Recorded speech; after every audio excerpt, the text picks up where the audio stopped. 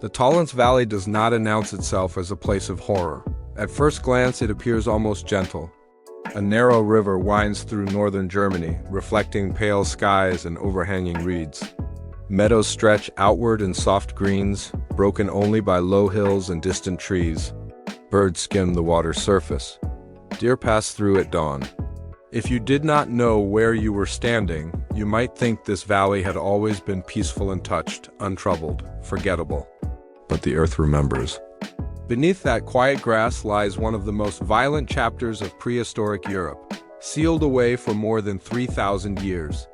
Long before written history claimed that humans organized large armies, long before kings recorded victories or poets immortalized wars, the Talents Valley became the stage for a slaughter so immense that even modern archaeologists struggled to understand it. This was not a skirmish, it was not a raid.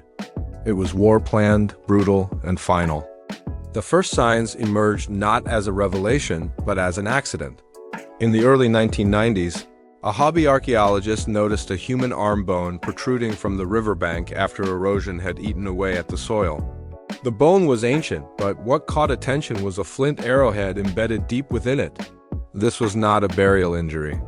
It was a wound sustained in life or in death during violence. As excavations expanded, the valley began to give up its dead. Skulls appeared next. Some were cracked open with blunt force trauma, their fractures radiating outward like shattered pottery. Others bore clean puncture wounds where arrows had entered and never left. Ribs were split, vertebrae crushed. Limbs lay scattered, disjointed, tangled together in unnatural positions.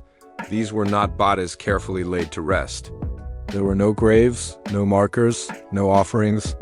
The dead had been left where they fell, pressed into the mud and trampled by survivors who had no time or no will to honor them. The scale of the violence soon became undeniable. Archaeologists estimate that at least several hundred, and possibly more than 2,000 individuals died in this single conflict around 1250 BCE for the Bronze Age. This number was staggering. It suggested not only mass death, but mass organization. Armies had gathered here. They had marched, fought, and collapsed into one another along the riverbanks. This was a battlefield that never slept. It simply sank. Weapons emerged alongside the bones. Flint arrowheads, some still razor-sharp. Bronze spear tips bent from impact. Wooden clubs heavy enough to crush skulls. Even improvised weapon stones shaped by repeated use were found among the remains. This was not a clash between equals alone. It was chaotic, desperate, and close. Men were struck from behind. Some were wounded multiple times, suggesting prolonged combat rather than swift execution. What unsettled researchers most was the evidence of coordination. Many of the skeletons belonged to young adult males, the prime age for fighters. Some showed signs of healed injuries from earlier conflicts, indicating experienced warriors rather than farmers caught off guard. Isotope analysis revealed that many of the men did not grow up locally. They came from distant regions hundreds of kilometers away, drawn to this valley for reasons still debated: trade route, strategic crossing, sacred boundary. No single answer fully explains why so many people converged here, armed and ready to kill. The Talents River itself may have been the trap. At the time of the battle, the valley was marshy and narrow, with limited crossing points. Wooden causeways and bridges once spanned the wetlands. Archaeologists discovered remnants of these structures, suggesting that the valley was a critical choke point. If an army attempted to cross while another blocked the way, retreat would have been nearly impossible. Panic would spread quickly. Men would fall into mud and water, weighed down by armor and weapons, easy targets for arrows and clubs. Some bodies were found in the river itself, as if swept away or deliberately thrown in. Others were crushed together near the crossings, forming dense clusters of death. In these places, the bones seemed to tell the same story. Men pressed shoulder to shoulder, unable to flee, struck again and again until they collapsed. There is no evidence that the dead were stripped of weapons or valuables afterward. Many still carried their gear. This suggests that the victors did not linger, or perhaps there were no clear victors at all. The survivors may have been too wounded, too frightened, or too few to return. The battlefield was abandoned, and the land slowly closed over the remains. For centuries, the valley absorbed them. Floods deposited layers of silt. Vegetation grew and died. The river shifted its course. Generation after generation lived above the dead without knowing they were there. No legends survived in writing, no monuments marked the slaughter. History, it seemed, had forgotten, yet the land did not. Locals long spoke of the Talents Valley with quiet unease. Farmers noticed that certain patches of soil refused to yield good crops. Grass grew thin and pale in places, no matter how carefully the fields were tended. Tools struck bone when digging too deep. Fog settled thicker here than in surrounding areas, clinging to the ground well after sunrise. At night, the valley felt heavy. People described an unnatural stillness after dusk, as if sound itself avoided the place. Even animals seemed reluctant to linger.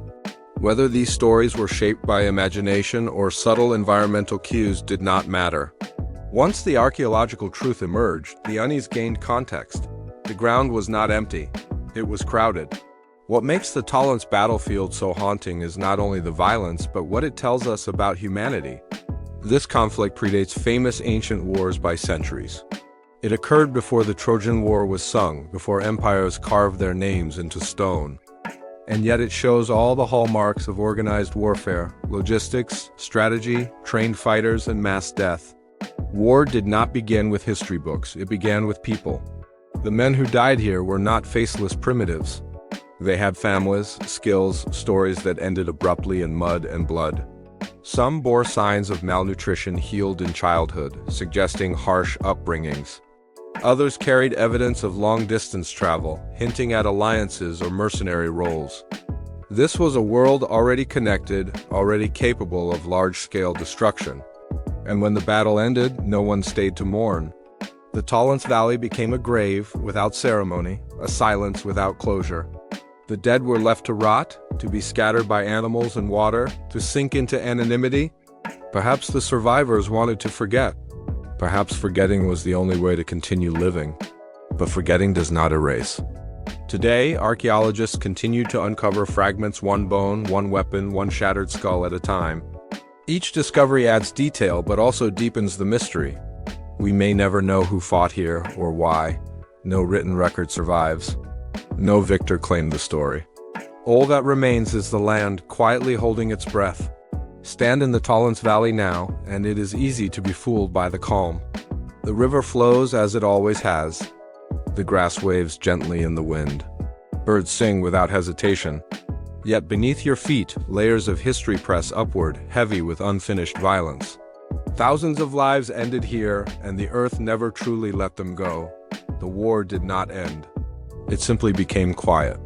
And in the fog that rolls in at dusk, when the valley exhales its damp, cold air, it is hard not to feel that something is still listening, waiting, remembering a night that never truly slept.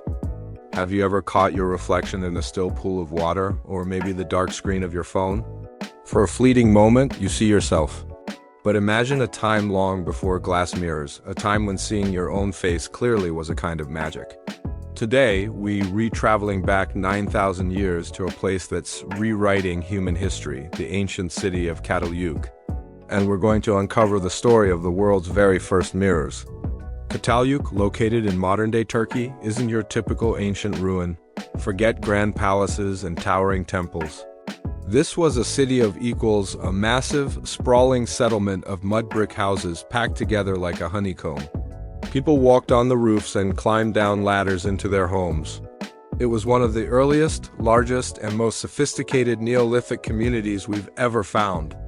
For nearly 2,000 years, thousands of people lived, worked, and died here, leaving behind a treasure trove of artifacts that give us a stunningly intimate look into their lives.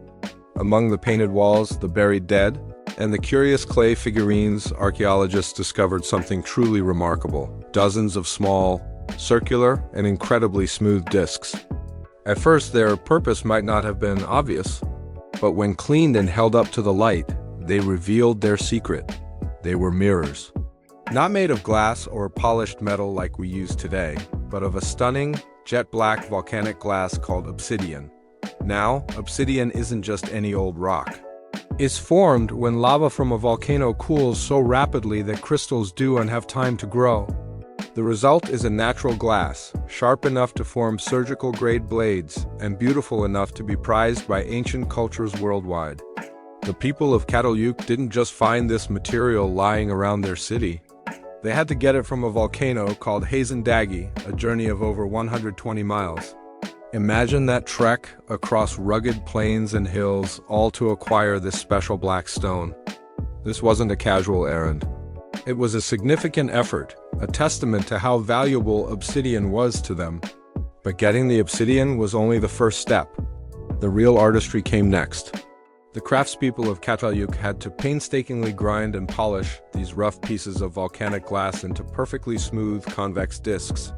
Without modern tools, this would have been an incredibly labor-intensive process, taking hundreds of hours for a single mirror.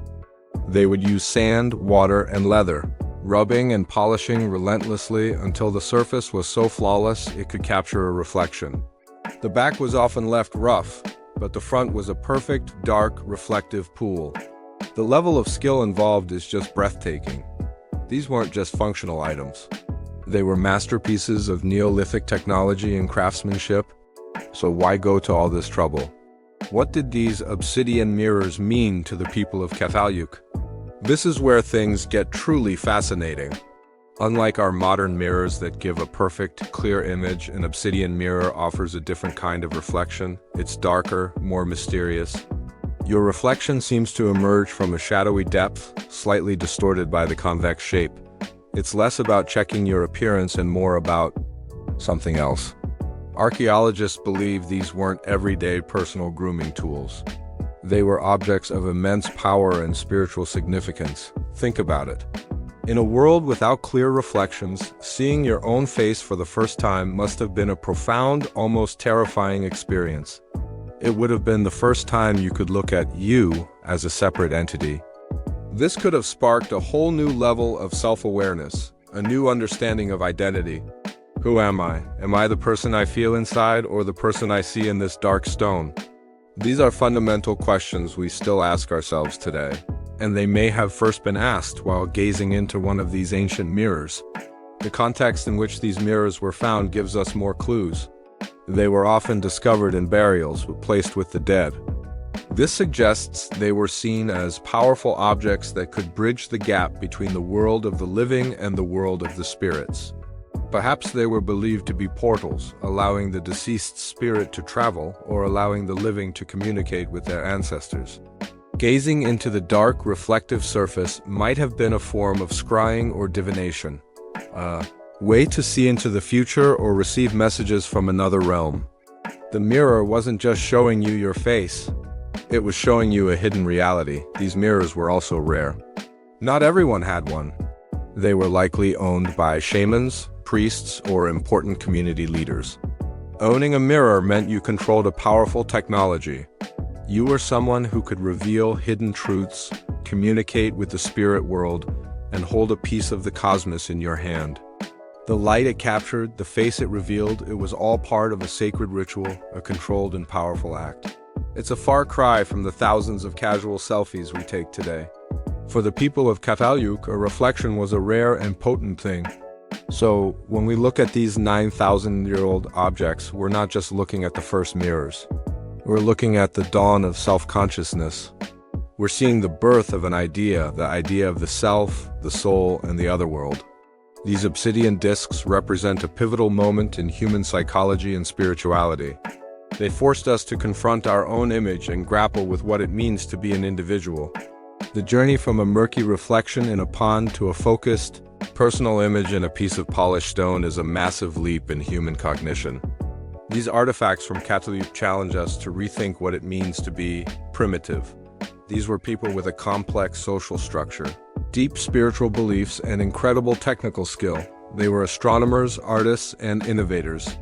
They journeyed great distances for precious materials and spent countless hours crafting objects of profound beauty and meaning. The obsidian mirrors of Catalunya are a powerful reminder that our quest for understanding ourselves and our place in the universe is as old as humanity itself. The tools have changed, from polished volcanic glass to the supercomputers in our pockets, but the fundamental questions remain the same. So the next time you look in a mirror, take an extra second. Think about the long, incredible journey of that simple act. Think about the artisans of Cataluyuk, painstakingly polishing a piece of black stone, and the person who 9,000 years ago gazed into its dark surface and for the very first time truly saw themselves. Thanks so much for joining me on this journey back in time. If you found this story as fascinating as I do, please hit that like button and subscribe for more dives into our incredible ancient past. Let me know in the comments what you think these mirrors were really used for. See you next time. Have you ever heard of a happy accident? One of those moments where a mistake turns into a world-changing miracle? Well, today we're diving into one of the greatest medical blunders of all time. A story about a simple resistor, a leaky barn, and an invention that has saved millions of lives. The implantable pacemaker. Our story begins not in a sterile, high-tech lab, but in a humble barn in Clarence, New York, during the 1950s. This was the makeshift workshop of a man named Wilson Greatbatch. By day, he was an assistant professor of electrical engineering at the University of Buffalo. By night, and on weekends, he was a relentless inventor, driven by a deep curiosity to solve problems. Greatbatch was working on a project for the Cornell Aeronautical Laboratory. The goal was to build a device that could record fast fluctuating heart sounds.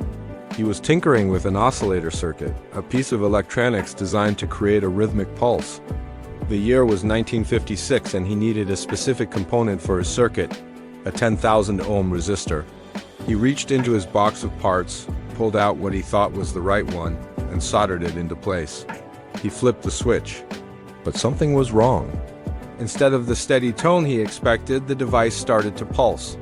It went tick-tock, tick-tock with a rhythm that was eerily familiar. It was a 1.8 millisecond pulse, followed by a 1-second pause over and over again. Greatbatch stared at the device, puzzled. This wasn't what he was trying to build at all. He checked the resistor he had just installed, and then he saw it.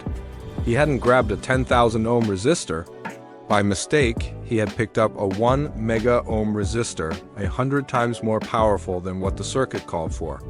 This tiny, accidental swap had completely changed the behavior of his device. Instead of recording a heartbeat, his invention was now generating one. The pulse it was creating was an almost perfect electrical replica of a human heartbeat. For most people, this would have been a frustrating mistake. You'd sigh, desolder the wrong part, and start over. But not Wilson Greatbatch. In that moment of failure, he saw an incredible opportunity. He later said, "The hair on the back of my neck stood up. I said, my God, this is an implantable pacemaker." You see, the idea of a pacemaker wasn't entirely new. Doctors had been using external machines since the 1930s to regulate a patient's heartbeat. But these devices were massive, refrigerator-sized contraptions. Patients had to be plugged into a wall socket, tethered to the machine, which severely limited their quality of life. They were a temporary solution at best, and certainly not something you could carry around. The dream was to create a small, self-contained device that could be implanted directly into the body, but no one had figured out how. The challenges were immense. First, you needed a power source. How do you power a device inside a human body for years without needing to constantly replace batteries? Second, the device had to be completely sealed off from the body's corrosive fluids. Any leakage could be fatal. And third, it had to be small enough to fit inside a person's chest. Greatbatch's accidental invention was the spark. It was small, it was simple, and it produced the right kind of pulse. He knew he was onto something huge. He quit his stable teaching job, cashed in his life savings, and dedicated the next 2 years of his life to turning this happy accident into a life-saving reality. He moved his work from the university lab into that 2-story barn behind his house. The barn wasn't exactly an ideal laboratory. It was drafty, unheated, and he often shared his workspace with the local wildlife. But it was his, and he poured everything he had into the project. He spent countless hours refining the circuit, making it smaller, more efficient, and more reliable. One of the biggest hurdles was the battery. He experimented with different power sources, and eventually, he partnered with the Mallory Battery Company, which was developing a new mercury-zinc battery. This battery was not only small, but also incredibly reliable and long-lasting, perfect for an implantable device. Next came the problem of encapsulation. How do you protect the delicate electronics from the harsh, salty environment of the human body? Greatbatch tried dozens of materials. He finally settled on epoxy resin, a type of plastic that when cured formed a perfect impenetrable seal. He meticulously hand-dipped each circuit in the epoxy, building up layer after layer to ensure it was completely waterproof. After 2 years of relentless work in 1958, he had a prototype. It was about the size of a hockey puck, a small block of clear epoxy with the electronic components suspended inside. It was ready for its first test. Greatbatch approached Dr. William Chardak, a renowned surgeon at the Buffalo Veterans Administration Hospital. Dr. Chardak was initially skeptical. Many had tried and failed to create an implantable pacemaker. But when Greatbatch demonstrated his device, Chardak was convinced. They first tested the pacemaker in a dog. They surgically induced a condition called heart block in the animal, which disrupts the heart's natural rhythm. Then they connected Greatbatch's device to the dog's heart. It worked. The tiny device took over, sending steady electrical pulses that kept the dog's heart beating perfectly. The test was a resounding success. The pacemaker kept the dog's heart beating for hours. The team knew they were ready for the next step, a human patient. In 1960, a 77-year-old man suffering from complete heart block was chosen for the first human implant. The man's heart was failing, and without intervention, he had only weeks to live. Dr. Chardak performed the surgery, implanting the small device into the man's abdominal wall and connecting the electrodes to the outer surface of his heart. The moment the pacemaker was switched on, the man's heart began to beat with a strong, steady rhythm. The change was immediate and dramatic. The man went on to live for another 18 months, his life extended by this incredible piece of technology born in a barn. The success of that first surgery was a medical breakthrough. The Chardak Greatbatch pacemaker, as it came to be known, went into commercial production. The device was licensed to Medtronic, a small medical equipment company at the time. This partnership would eventually transform Medtronic into the global leader in medical technology it is today. Wilson Greatbatch's invention revolutionized cardiology. It gave freedom and a new lease on life to millions of people with heart rhythm disorders. Patients were no longer tied to bulky, external machines. They could live active, normal lives. Greatbatch himself never stopped inventing. He went on to hold more than 325 patents in his lifetime, including a long-life lithium battery that became the new standard for pacemakers, extending their lifespan from a couple of years to over a decade. He was a true visionary, a man who saw potential where others saw a mistake. His story is a powerful reminder that some of the greatest discoveries do come from following a perfect plan. They come from curiosity, from perseverance, and from being open to the unexpected.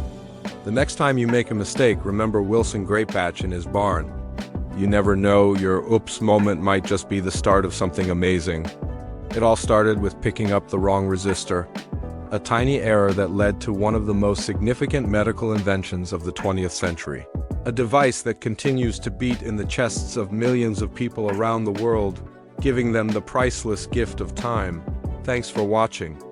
If you found this story as inspiring as I do, don't forget to hit that like button and subscribe for more stories of incredible inventions and the people behind them. See you in the next video. The woman who heard 3 words that changed everything. Massachusetts, 1780. In the winter of 1780, when the rivers of Massachusetts froze so hard that wagons crossed them like roads, a woman named Mercy Allen heard 3 words that unraveled the rest of her life. At the time, she was no one of consequence. She was not mentioned in sermons or court records, not praised in letters or condemned in pamphlets. She lived on the edge of a village that barely deserved the name, a scatter of timber houses crouched against the wind like animals waiting out a storm. Her husband had died 5 years earlier of a fever that swept through the countryside and took the weak and unlucky. Mercy survived because she had always survived. That was her talent, endurance. She spun wool. She tended a small garden when the ground allowed it. She prayed because that was what women did, and because in 1780 Massachusetts, prayer was less a comfort than a duty. God was everywhere. Judgment was constant. Silence itself felt watched. The winter that year was unlike anyone remembered. Snow fell early and did not leave. Chimneys cracked from the cold. Ink froze in bottles. Birds dropped dead from the sky. People said it was a sign, though no one agreed what it signified. Some whispered it was punishment for rebellion, for daring to break from the crown. Others said it was proof that God favored the cause and was hardening his people like iron. Mercy listened and said little. She had learned long ago that words were dangerous things. On a night in late January, when the moon shone sharp as bone through bare trees, Mercy woke to the sound of knocking. It was not loud. That was what unsettled her most. It was careful, almost polite, as though whoever stood outside her door understood the value of restraint. She wrapped herself in a shawl and took the candle from her table. The flame trembled, though there was no draft. For a moment she considered staying silent. Visitors after dark were rarely bearers of good news. But the knocking came again, 3 soft taps, evenly spaced. Mercy opened the door. A man stood on her threshold. He was unfamiliar, which in a place this small was reason enough for fear. He wore a dark coat dusted with snow and no hat, though the cold was severe enough to burn exposed skin. His hair was gray, his face lined, but his eyes were sharp and unblinking. "I beg your pardon, Mistress Allen," he said, speaking her name as though they were already acquainted. "May I come in?" She should have refused. Every instinct warned her not to let him cross the threshold. But there was something in his voice, not warmth, not menace, but certainty, that left no room for argument. She stepped aside. The man entered her home and glanced around as if taking inventory. The fire was low, the room smelled of wool and ash. He did not remove his coat. He did not sit. "I will not stay long," he said. "I only wish to see you." "You have," Mercy replied. "Now say your business." The man smiled faintly, as though amused by her directness. "You will hear words tonight," he said. "3 of them. They will come to you when you least expect them. When they do, you must listen." Mercy frowned. "Who are you?" "Someone who has already heard them." The candle flickered violently, then steadied. Mercy felt a sudden chill, deeper than the cold outside. "What words?" she asked. The man stepped back toward the door. That would spoil their purpose. Before she could protest, he opened the door and disappeared into the snow, leaving no footprints behind him. Mercy stood awake for the rest of the night, heart pounding, ears straining for sounds that did not come. At dawn, she told herself it had been a dream born of hunger and cold. She resumed her chores. Life demanded routine, even when the world felt unsteady. For weeks, nothing happened. Winter dragged on. The war dragged on. People died quietly in their beds or loudly on distant fields. Mercy attended meetings at the meeting house, sang the psalms, bowed her head when required. If the strange visitor crossed her mind, she pushed the memory away like a bad thought during prayer. Then, on a gray afternoon in early March, Mercy went to the river. The ice had begun to weaken, though it still appeared solid. She was careful where she stepped, testing with her boot, listening for cracks. The village children were forbidden to play there now, but Mercy had come for water, as she always had. As she bent to lower her bucket, she heard a voice behind her. "Do you see?" She turned sharply, nearly losing her footing. No one stood there. The river lay silent beneath its skin of ice. "Do you see?" The voice said again, closer now, not loud but impossibly clear. Mercy's breath caught. The world seemed to narrow, the air pressing in around her. Then the third word came. "Remember." 3 words. "Do you see? Remember." They did not echo. They did not fade. They settled into her like stones dropped into deep water. Mercy staggered back from the river, her bucket forgotten. Her heart raced, but her mind felt strangely calm, as though something had been decided without her consent. From that day on, she began to notice things she had never noticed before. She saw how often men contradicted themselves in prayer, asking for mercy while craving punishment. She saw how neighbors spoke kindly while measuring each other for weakness. She saw the way the minister's hands shook when he preached of certainty, and how his eyes darted when someone asked a question he could not answer. At night, Mercy dreamed of doors opening into rooms she had already been in. She dreamed of standing before crowds who listened in absolute silence, not because they were afraid, but because they understood. Word began to spread.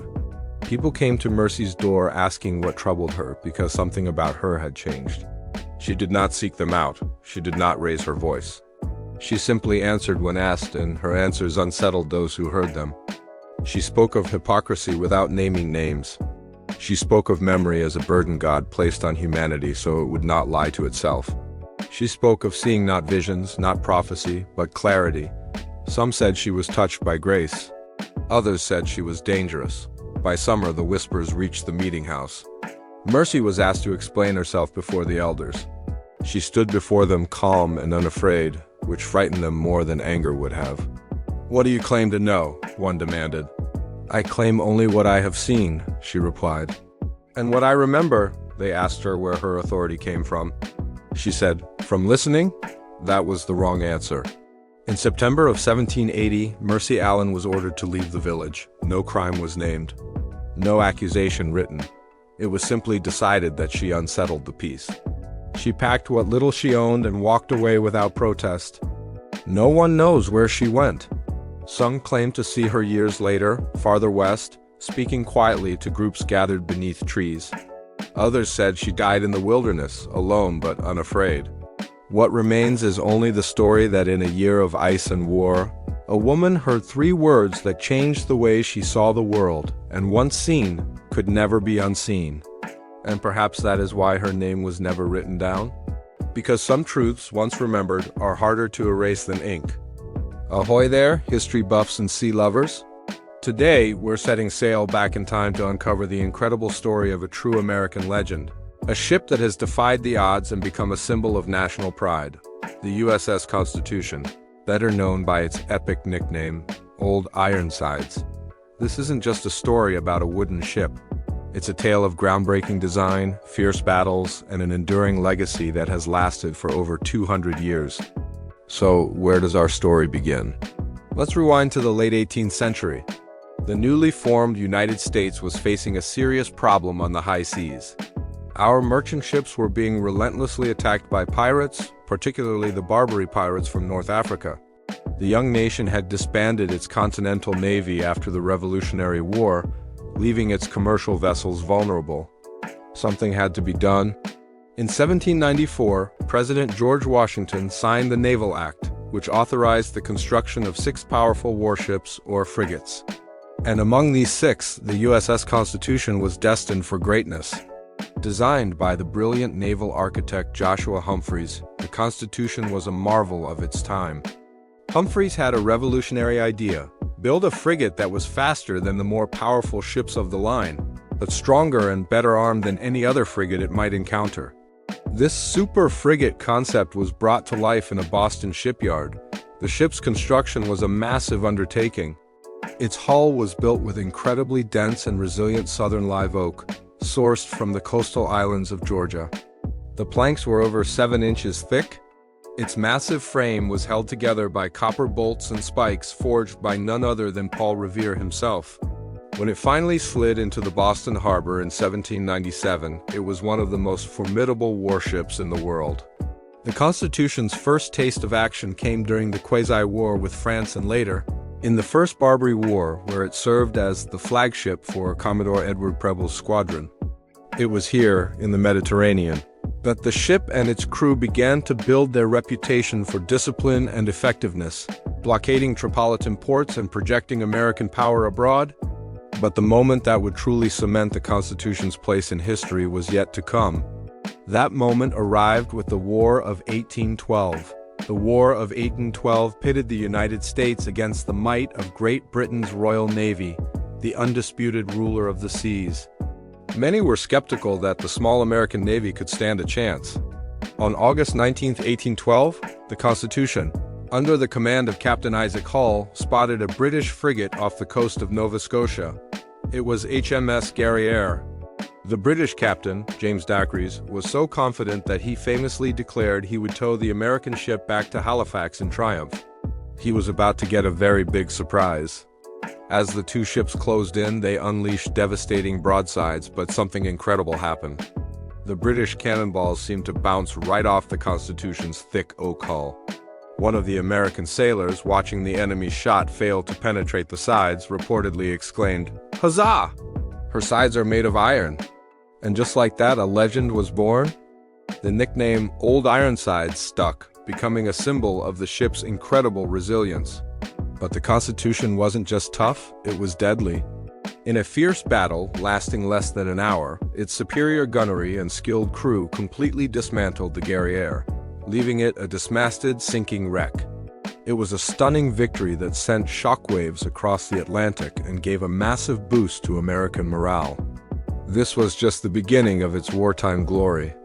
Old Ironsides went on to defeat or capture several other British vessels, including HMS Java, HMS Cyane, and HMS Levant. Its string of victories was unheard of and turned the tide of naval opinion. The ship that was once underestimated became a feared adversary and a source of immense national pride. It proved that the young American Navy could not only stand up to the best in the world, but could also win. The ship and its crews became national heroes. But what happens to a warship when the wars are over? By 1830, after decades of service, the Navy deemed Old Ironsides unfit for sea and scheduled it to be scrapped. The story could have ended there, a relic destined for the scrapyard. But the American people wouldn't have it. A young law student named Oliver Wendell Holmes Sr. read about the plan and was outraged. He penned a powerful and patriotic poem titled Old Ironsides. The poem's opening lines, "Aye, tear her tattered ensign down," long as it waved on high, were a work of brilliant satire. It stirred a massive public outcry. Newspapers across the country reprinted the poem, and a grassroots movement to save the ship swept the nation. The public pressure was so immense that the Navy reversed its decision. Old Ironsides was saved, preserved, not by an act of Congress, but by the power of a poem and the will of the people who loved her. Since that fateful day, the USS Constitution has had a long and varied career. It served as a training ship, sailed across the Atlantic on a farewell tour in the 1840s, and even served as a barracks ship. In 1931, after another major restoration funded by the donations of schoolchildren across America, it embarked on a 3-year, 90-port tour of the United States, allowing millions of Americans to see this living piece of their history firsthand. Today, the USS Constitution is the world's oldest commissioned warship still afloat. It's permanently berthed in Charlestown, Massachusetts, right next to the USS Constitution Museum, where it serves as a powerful educational tool and a tourist destination. It's not just a static display either. The ship is crewed by active-duty U.S. Navy sailors who consider it one of the highest honors of their service.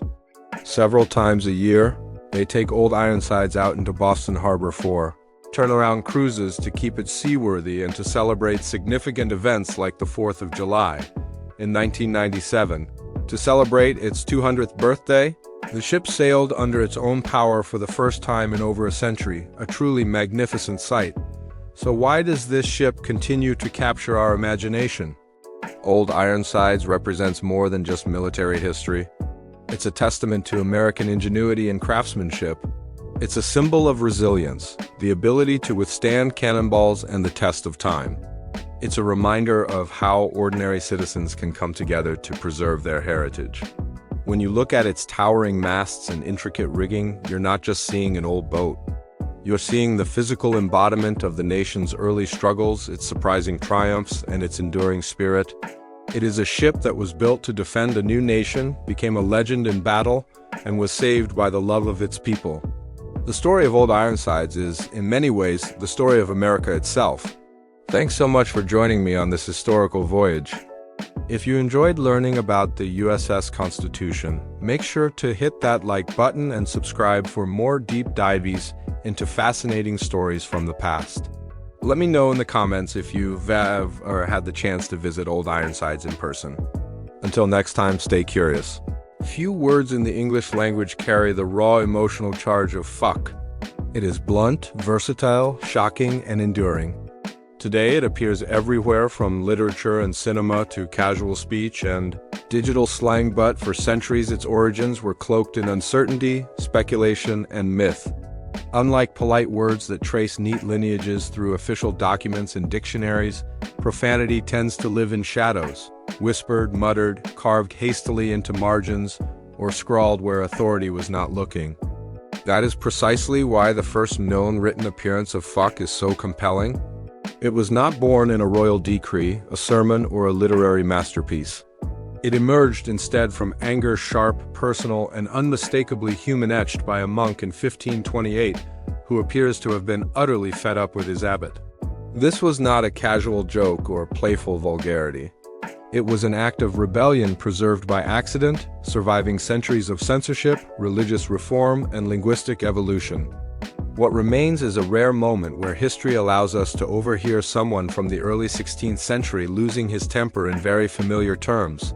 To understand the power of that single obscene word, we must first understand the world that produced it. England in 1528 was still officially Catholic, still bound by monastic discipline, and still decades away from the full violence of the Reformation. Monasteries were places of strict hierarchy. Abbots held enormous authority over monks' lives, spiritual, intellectual, and physical. Obedience was not merely expected, it was sacred. Monks rose before dawn, worked long hours copying texts by hand, studied scripture, and followed rigid rules governing speech, movement, and thought. Complaints were rarely voiced aloud. Open dissent could lead to punishment, exile, or worse. Frustration, resentment, and exhaustion had few sanctioned outlets. Yet monks were also human. They argued, resented authority, and experienced moments of rage. And when those emotions escaped, they sometimes did so quietly scratched into margins, carved into wood, or scribbled where only the writer expected to see them. That is where fuck enters the historical record. The earliest known written use of fuck appears in a manuscript dated to 1528, written in Latin with English marginal notes. These notes were not part of the official text. They were not meant for publication. They were the equivalent of private graffiti and emotional aside written by a man who believed no one important would ever read it. The now famous phrase, translated and reconstructed by scholars, reads roughly as, "Fuck the abbot." The phrasing is blunt, aggressive, and unmistakable in meaning. There is no poetic ambiguity, no euphemism, no coded metaphor. It is direct hostility aimed squarely at a superior. The monk was not making a theological argument. He was venting rage. What makes this moment extraordinary is not just the word itself, but the intent behind it. This is profanity used not as humor, not as sexual description, but as an insult almost exactly as it is used today. Writing such a phrase in a monastery was not merely rude, it was risky. The abbot was the spiritual and administrative head of the institution. To curse him, even in private, was to flirt with sacrilege and insubordination. If discovered, the consequences could have been severe. This suggests that the monk was either deeply careless or, more likely, profoundly angry. Scholars believe the comment was written during a moment of frustration, possibly after a reprimand, increased workload, or dispute over doctrine or discipline. The word choice implies emotional intensity rather than calculated rebellion. Importantly, the monk wrote the phrase in English rather than Latin. Latin was the language of formal scholarship and official record. English was the language of emotion, intimacy, and immediacy. By switching languages, the monk stepped outside the sanctioned intellectual world and into a personal one. That choice alone tells us much about how profanity functioned at the time. By 1528, fuck was already understood well enough to be used without explanation. This tells us that the word did not suddenly appear in the manuscript. It had been spoken long before it was written down. Linguists believe it originated in Middle English, possibly derived from Germanic roots related to striking, thrusting, or movement. Unlike euphemistic sexual terms used in polite literature, fuck was crude and direct. That very crudeness likely kept it out of official texts. Scribes copying religious or legal documents had no reason and no permission to include it. Yet the monk's marginal note proves that the word was alive and functional, carrying a strong emotional punch. It also proves that it already had the insulting power it retains today. The word was not neutral, it was transgressive. The margins of medieval and early modern manuscripts are treasure troves of unintended history. While the main texts follow formal rules, marginalia reveal boredom, humor, frustration, and personality. Monks drew grotesque creatures, complained about cold fingers, cursed bad ink, and occasionally mocked authority. But profanity and marginalia is rare, especially profanity this direct. That rarity underscores how strongly the monk must have felt. This was not idle scribbling, it was a release valve, a moment where discipline cracked and anger escaped in ink. Ironically, the very informality of the note ensured its survival. Because it was not part of the official text, later readers often overlooked it. It slipped through centuries of censorship precisely because it was small, private, and easy to miss. It is possible, likely, even that fuck was written earlier in lost documents, graffiti, or letters that did not survive.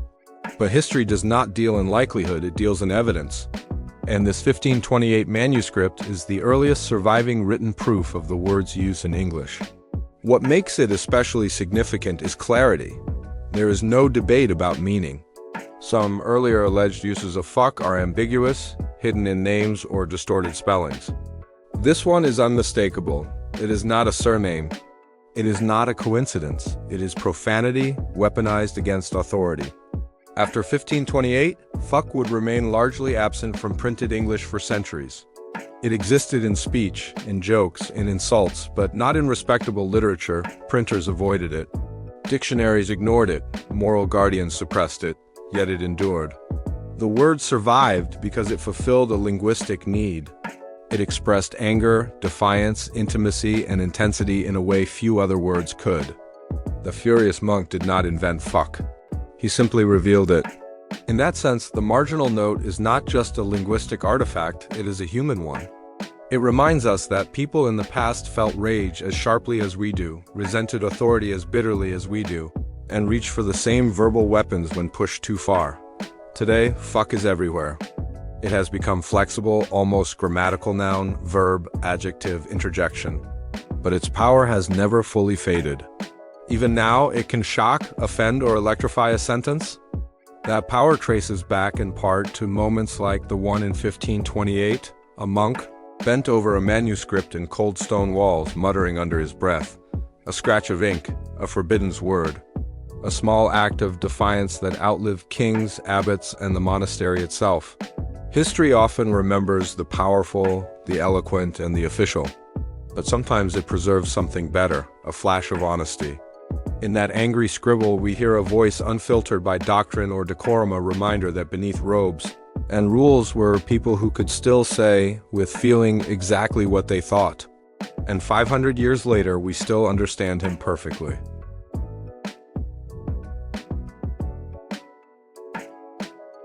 The emerald that measured time, the mystery of a 350-year-old pocket watch hidden beneath London in the winter of a routine renovation beneath a narrow Georgian townhouse in central London. Workers expected to find little more than dust, broken pipes, and perhaps the forgotten debris of centuries. Instead, beneath a collapsed brick wall in a cellar that had not been opened since the late 17th century, they uncovered an object so improbable that its very existence challenged what historians thought possible: a fully functional pocket watch carved from a single Colombian emerald. At first glance, it appeared unreal, too luminous, too perfectly formed. The object rested inside a decayed wooden box, wrapped in oil-darkened cloth. When light struck it, the cellar walls glowed green, as if illuminated from within. What lay there was not merely a gemstone shaped into a decorative casing, but a precision timekeeping device over 350 years old. Its gears still intact, its hands frozen at a moment lost to history. No record of such an object appeared in museum catalogs, royal inventories, or known horological archives. Yet every expert who examined it reached the same conclusion: the watch was authentic, extraordinarily old, and almost certainly unique. An impossible material emerald is one of the hardest gemstones known to humanity, ranking between 7.5 and 8 on the Mohs scale. It is also notoriously brittle, riddled with natural inclusions and fractures that make carving extremely risky. Even today, shaping emerald requires advanced tools and immense patience. The idea that a 17th century craftsman could hollow a single emerald crystal, mill it to accept mechanical components, and do so without shattering the stone borders on the miraculous. Yet this watch was not assembled from emerald fragments. Spectroscopic analysis confirmed that the casing front, back, and internal chamber was carved from one continuous crystal, likely mined in present-day Colombia. The stone bore chemical signatures consistent with the legendary Muso mines, which by the mid-1600s were already supplying emeralds to European elites through Spanish colonial trade. The craftsmanship suggests years, perhaps decades of labor. The interior cavity had been carved with microscopic precision, allowing brass and steel gears to sit without stress against the brittle walls. Even the hinge and winding aperture were integrated seamlessly into the gemstone, their tolerances so fine that modern watchmakers struggle to replicate them.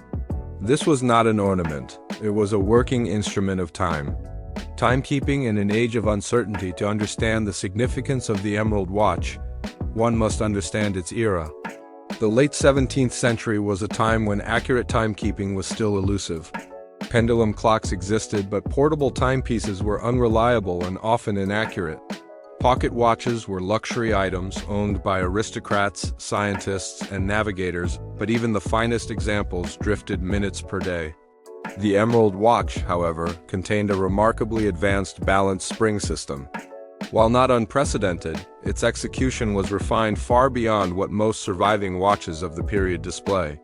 When restored under controlled conditions, the watch lost less than 2 minutes over a 24-hour cycle, an extraordinary level of accuracy for its time.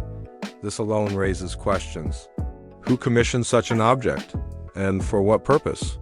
A stone fit for kings or secrets, emeralds carried powerful symbolism in the 17th century.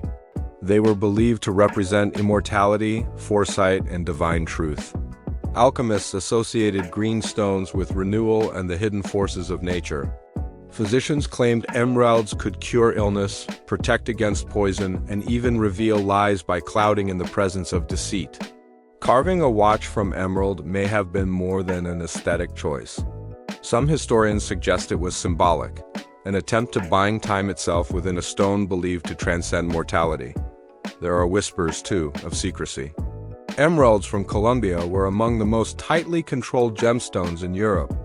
Spanish authorities tracked shipments carefully, and many stones were smuggled, stolen, or repurposed outside official channels. An object made from a single massive emerald would have been politically sensitive and potentially dangerous to possess. This may explain why the watch was hidden. The London cellar, the building beneath which the watch was found, dates to approximately 1690 at the time. The area was home to merchants, financiers, and political intermediaries, men who dealt in colonial goods, foreign intelligence, and discreet transactions. The cellar itself had been deliberately sealed, not collapsed. Brickwork showed signs of careful construction, suggesting someone intended the space never to be reopened. No identifying marks were found inside the box. No initials, no crest. No maker's signature. This absence is unusual, as most master watchmakers proudly signed their work. Whoever created this piece either did not want recognition or feared it. Some speculate the watch belonged to a foreign envoy, a defector, or a colonial official who had fallen out of favor. Others believe it may have been hidden during a sudden death, imprisonment, or political purge. London in the late 1600s was no stranger to intrigue. Plots against the crown, religious conspiracies, and secret societies flourished beneath its streets. The maker without a name. Horological experts have tried to trace the watch's design to known workshops in London, Paris, Geneva, and Amsterdam. Certain elements resemble English Verge watches. Others show continental influence. Yet no single school matches the Emerald watch precisely. One theory suggests collaboration, a master gem cutter working alongside an elite watchmaker, a polymath artisan capable of both disciplines, perhaps trained in secrecy. There is also the possibility that the watch was never meant for public use.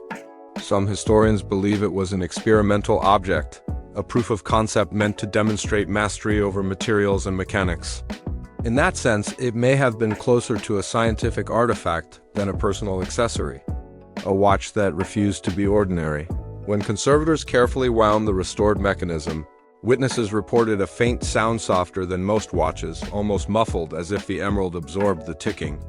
The hands moved with a smoothness uncommon in early timepieces, gliding rather than jumping. Even more unsettling was the glassless face. The dial was protected not by crystal but by the emerald itself, polished thin enough to allow light through while remaining structurally sound. Under magnification, Tiny natural inclusions inside the stone appeared to drift as the watch moved, giving the illusion that time itself was flowing through green liquid. For those who saw it in motion, the experience was unforgettable. Why hide time in stone? Perhaps the greatest mystery is not how the watch was made, but why it was hidden and abandoned. Objects of such value were typically passed down, sold, or displayed. This one was entombed. Some scholars believe its owner intended to retrieve it, but never could.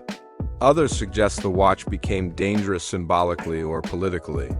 In an age when possession of certain colonial wealth could invite accusations of theft or treason, hiding the watch may have been an act of self-preservation. There are also darker interpretations. Emeralds were associated with prophecy and forbidden knowledge. To some, combining such a stone with a device that measured time might have carried spiritual implications that later frightened its owner. Whatever the reason, the watch remained untouched for more than 3 centuries, waiting beneath London as empires rose and fell above it. A singular survivor today, the Emerald Pocket Watch is regarded as one of the most extraordinary horological discoveries ever made.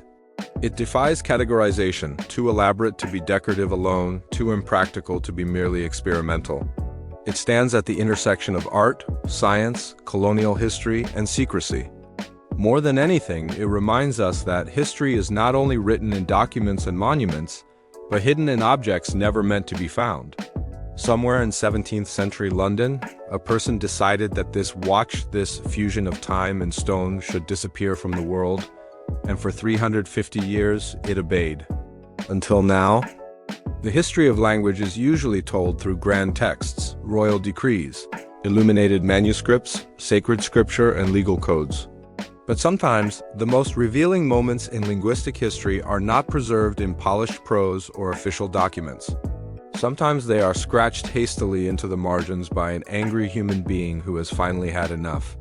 One of the most infamous words in the English language, arguably the most taboo, certainly the most versatile, enters written history not through poetry or drama, but through resentment. The word is fuck, and its first clear written appearance dates to 1528. It was not recorded by a playwright, a nobleman, or a printer seeking profit. It was carved into a manuscript by a monk who seems to have been profoundly and personally furious with his abbot.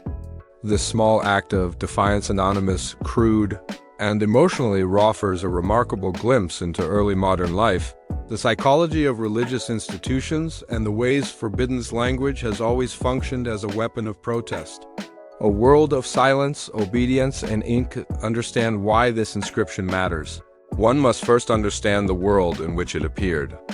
Early 16th century England was still deeply Catholic, though cracks were beginning to form that would soon erupt into the English Reformation. Monasteries were places of learning, prayer, discipline, and strict hierarchy. Monks lived under rigid rules governing speech, conduct, labor, and obedience to authority, especially obedience to the abbot, who ruled the monastery as both spiritual father and administrative master. Books were precious objects. Manuscripts were copied by hand, often over months or years, and were treated with reverence. To write anything in a manuscript that did not belong there, especially something obscene, was not merely rude. It was sacrilegious. And yet, in one such manuscript, dating to around 1528, a monk broke every rule. The inscription that shocked linguists, the now famous phrase, appears as a marginal note in a manuscript believed to have been copied or handled by a monk frustrated with his superior. The inscription reads, in rough Latin-English hybrid form, "Fuck Abbot," in some versions recorded by scholars. The phrase may be slightly longer or embedded in Latin grammar, but the core is unmistakable. This is not an ambiguous euphemism. This is not a questionable translation. It is the word fuck, spelled plainly, used aggressively, directed at a specific authority figure. What makes this inscription extraordinary is not just its profanity, but its clarity of intent. The monk was not experimenting with language. He was not writing humorously. He was expressing rage. Was this really the first fuck? Scholars are careful when they use phrases like first written use, and with good reason. Spoken language predates writing by tens of thousands of years, and there is no doubt that the word fuck was spoken long before 1528. Linguists believe it may have Germanic roots, possibly connected to words meaning to strike, to thrust, or to copulate. Variants likely circulated orally among common people for centuries. What makes the 1528 inscription unique is that it is the first unambiguous, written occurrence of the word in English spelling used in its modern sense without disguise or euphemism. Earlier texts include suggestive names or puns such as medieval surnames like John LaFucker, but those can be interpreted in multiple ways. The monk's inscription leaves no room for doubt. This is fuck as we understand it today, crude, confrontational, and emotionally charged. Why a monk would risk everything? Why would a monk, sworn to obedience and humility, risk punishment by writing such a thing? The answer likely lies in the reality of monastic life. Despite romanticized images of peaceful cloisters, monasteries could be tense, oppressive environments. Abbots wielded enormous power over daily life, food, labor assignments, punishments, and spiritual standing. Corruption among abbots was not uncommon. Some abused their authority, diverted funds, or enforced rules selectively. A monk had very few outlets for protest. Speaking out openly could result in severe discipline or expulsion. Violence was unthinkable. Writing, however, especially in the margins of a manuscript, offered a small, secretive act of rebellion. The choice of word matters. The monk did not write a theological critique or a moral complaint. He chose the strongest, most taboo word available to him. In doing so, he transformed profanity into resistance. Profanity as power. One reason fuck has endured for centuries is its flexibility. It can express anger, contempt, surprise, intimacy, defiance, and despair, all with a single syllable. The monk's usage demonstrates that this power was already fully formed in the early 16th century. By writing "fuck abbot," the monk inverted the monastery's hierarchy. The abbot, who commanded respect and obedience, was reduced to an object of sexualized insult. The sacred order was momentarily overturned by language alone. This is why institutions have always feared profanity. Swear words collapse distance. They strip authority of its ceremonial armor. In one crude stroke, the monk made the abbot human and contemptible. The irony of preservation, perhaps the greatest irony of this story, is that the monk's rebellion survived because the institution he despised valued preservation. Monastic libraries were meticulously maintained. Manuscripts were repaired, stored, and cataloged across generations. No one erased the marginal note. Whether it was overlooked, tolerated, or simply deemed too trivial to address, it remained. Centuries later, scholars studying medieval manuscripts encountered the phrase and realized its importance. The monk never knew that his outburst would become a landmark in linguistic history. He likely never imagined that 500 years later, people would analyze his anger as evidence of the evolution of English profanity. From margin to mainstream after 1528, fuck slowly began to appear in written records more frequently, though still rarely and often censored. Early modern printers avoided it. Writers disguised it with dashes or euphemisms. For centuries, it remained a word of the street, the tavern, the battlefield spoken, but seldom written. Its journey from forbidden scribble to common usage mirrors broader social changes. The decline of absolute religious authority, the rise of individual expression, and the gradual erosion of linguistic taboos. Yet its emotional force has never disappeared. Even today, fuck remains powerful precisely because it carries the weight of rebellion. A human voice across 5 centuries, what makes the monk's inscription so compelling is its humanity. History often feels distant, populated by kings, popes, and abstract forces.